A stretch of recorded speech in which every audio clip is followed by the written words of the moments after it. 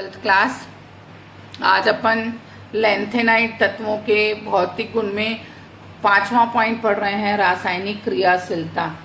रासायनिक क्रियाशीलता को पढ़ते समय कुछ इम्पोर्टेंट बातों को आपको जानना बहुत जरूरी है, जिसमें सबसे पहले बोला जा रहा है कि लैंथेनाइड तत्व में परस्पर भिन्नता जो पाई जाती है वो केवल 4f, उपकोष बोलिए आप, कक्षक भी बोलेंगे, सेम ही बात है, उपकोष में ही कक्षक है, के इलेक्ट्रॉनों की संख्या के अनुसार होती है। चूंकि 4f इलेक्ट्रॉन बहुत ज्यादा प्रभावी रूप से 5s, 5p और 6s इलेक्ट्रॉनों द्वारा परिरक्षित रहते हैं। परिरक्षण प्रभाव आप जानते हैं, यानी 5s, 5p और 6s नाभिक से बहुत ज्यादा आकर्षित रहेंगे, उसकी तुलना में 4f बहुत कम आकर्षित रहेगा, तो ये इलेक्ट्रॉन को उतना प्रतिकर्षित कर नहीं पाएगा और इसका परिरक्षण प्रभाव बहुत दुर्बल हो जाएगा। यही कारण है कि इनकी रासायनिक क्रियाशीलता जो है वो उसमें बहुत कम ही भिन्नता पाई जाएगी, लेकिन वो बहुत कम होगी, लगभग समान रहती ना। आयनिक त्रिज्या भी ज्यादा परिवर्तित नहीं हुई है, तो बाकी चीजों में भी ज्यादा परिवर्तन दिखाई नहीं देगा। लैंथेनाइड अत्यधिक क्रियाशील और श्वेत धातु है, जो हम पहले भी पढ़ चुके हैं, जो कि वायुमंडल के प्रभाव में आते ही मटमैले हो जाते हैं। क्यों मटमैले हो जाएंगे भाई? क्योंकि उनके ऊपर ऑक्सीजन की परत जम रही है। किंतु इटरबियम जो है एक ऐसी धातु है जिस पर वायु का, एक ऐसा लैंथेनाइड तत्व है जिस पर वायु का कोई प्रभाव नहीं पड़ता। यह 1000 डिग्री ताप पर भी अप्रभावित रहता है, क्योंकि इसके पृष्ठ पर ऑक्साइड की एक सुरक्षा सतह बन जाती है। ऑक्साइड जो है वो एक सुरक्षा सतह बना देता है इटरबियम पर, जिससे वो बहुत ज्यादा मटमैला नहीं हो पाता। ठीक है, आगे देखिए, इस श्रेणी के प्रारंभिक सदस्य कैल्शियम के समान क्रियाशील होते हैं।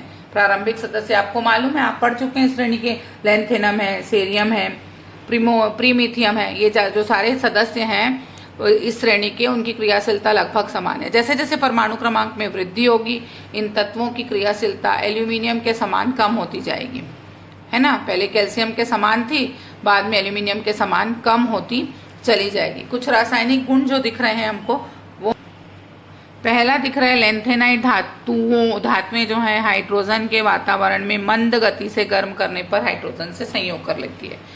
यानी लैंथेनाइड में ये गुण है कि यदि आप हाइड्रोजन के वातावरण में उसको मंद गति से गर्म करोगे तो वो बिल्कुल हाइड्राइड बना देगी।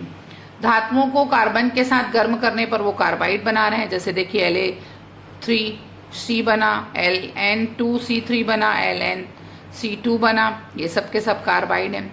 तनु अम्लों से अभिक्रिया कर बहुत जल्दी हाइड्रोजन गैस मुक्त करेंगी। कौन? लैंथेनाइड्स। ये हैलोजन के वातावरण में जलने पर हैलाइड भी बनाएंगी। ये ऑक्साइड बनाती हैं, M2O3 प्रकार के और MOH प्रकार के हाइड्रोक्साइड भी बनाती हैं। क्षारीय मृदा धातुओं के ऑक्साइड तथा हाइड्रोक्साइड की भांति इनके भी हाइड्रोक्साइड और ऑक्साइड जो होंगे वो क्षारीय ही होंगे। क्लियर? वो क्षारीय ही होंगे। कुछ लैंथेनाइड की क्रियाशीलता, बाकी इतना ही आप करेंगे। हैलोजन से क्रियाशीलता लैंथेनाइडों की दी है, जिसकी आपको जरूरत नहीं रहेगी। इसके बाद हम परमाणुीय आकार में आते हैं। लैंथेनाइडों के परमाणुीय आकार और आयनिक आकार की अगर मैं बात करूं, तो मैंने आपको बताया है कि आवर्त सारणी में जब हम लेफ्ट टू राइट चलते हैं, 14 तत्व एक ही श्रेणी में रखे गए हैं, आप लेफ्ट टू राइट जा रहे हो, तो कोषों की संख्या स्थिर है, नाभिक के आवेश में वृद्धि हो रही है, अंतिम कोष का नाभिक से आकर्षण बढ़ा है, दूरी घट गई है, अतः जो त्रिज्या है उसमें ज्यादा वृद्धि नहीं हुई है।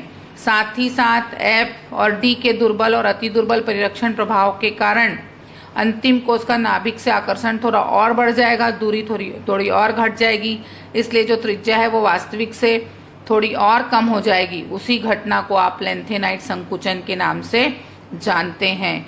तो लैंथेनाइड तत्वों में लैंथेनाइड संकुचन के कारण परमाणु तथा आयनों की त्रिज्या श्रेणी में क्रमागत रूप से घटती है। क्यों घटी? फिर से रिपीट कर रही हूं मैं।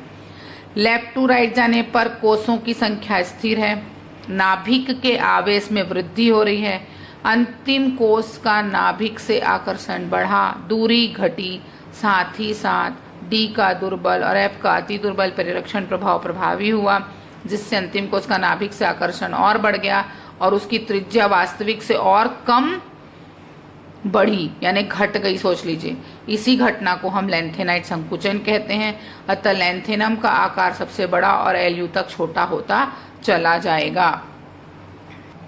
अगला जो गुण हम देख रहे हैं वो है अपचयन विभव तथा धात्विक लक्षण। लैंथेनाइड आयनों के मानक अपचयन विभव या मानक इलेक्ट्रोड विभव श्रेणी में कम ऋणात्मक होते जाते हैं। ठीक है, यानी लैंथेनाइड श्रेणी की बात करें, सीरियम से लेके ल्यूथीरियम तक इनकी जो अपचायक गुण है वो घटेगी नीचे जाने, मतलब लेफ्ट टू राइट जाने पर। अत्यधिक ऋणात्मक E0 मतलब सेल का विद्युत वाहक बल का मान यह प्रदर्शित करता है।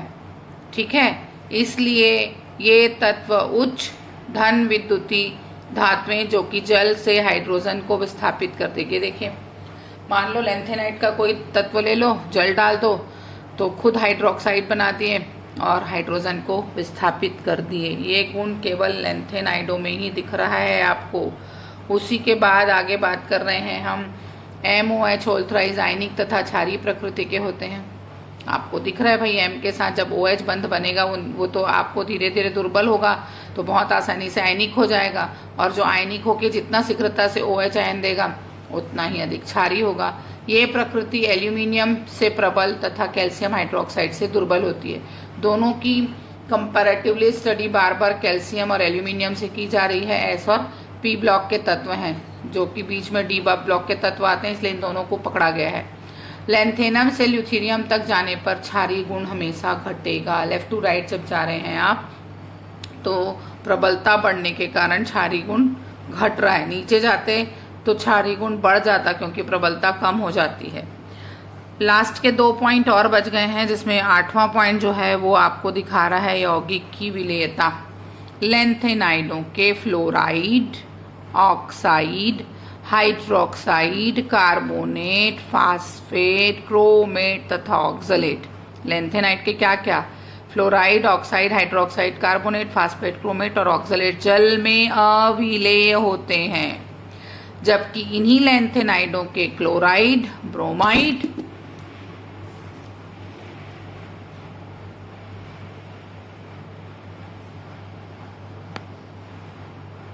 इन्हीं लैंथेनाइडों के chloride, bromide, iodide, nitrate, acetate, sulphate, perchlorate तथा ब्रोमेट जो है वो जल में विलय होंगे। इतने जल में विलय हैं, बाकी सबके सब जल में विलय हैं। लास्ट पॉइंट बच गया है, बहुत छोटा सा पॉइंट है, वो है संकुल निर्माण। लैंथेनाइड आयन में M ट्राई पॉजिटिव आवेश, जो कि बहुत उच्च आवेश माना जाएगा, पाया जाता है या होता है। ठीक है, लेकिन इनका आकार बड़ा होने के कारण ये बहुत आसानी से संकुल आयन नहीं बना पाएंगे। D ब्लॉक के तत्व बना लेते हैं बहुत आसानी से, लेकिन F ब्लॉक के तत्वों का आकार थोड़ा बड़ा हो जाएगा तो ये इतनी आसानी से संकुल यौगिक नहीं बना पाएंगे।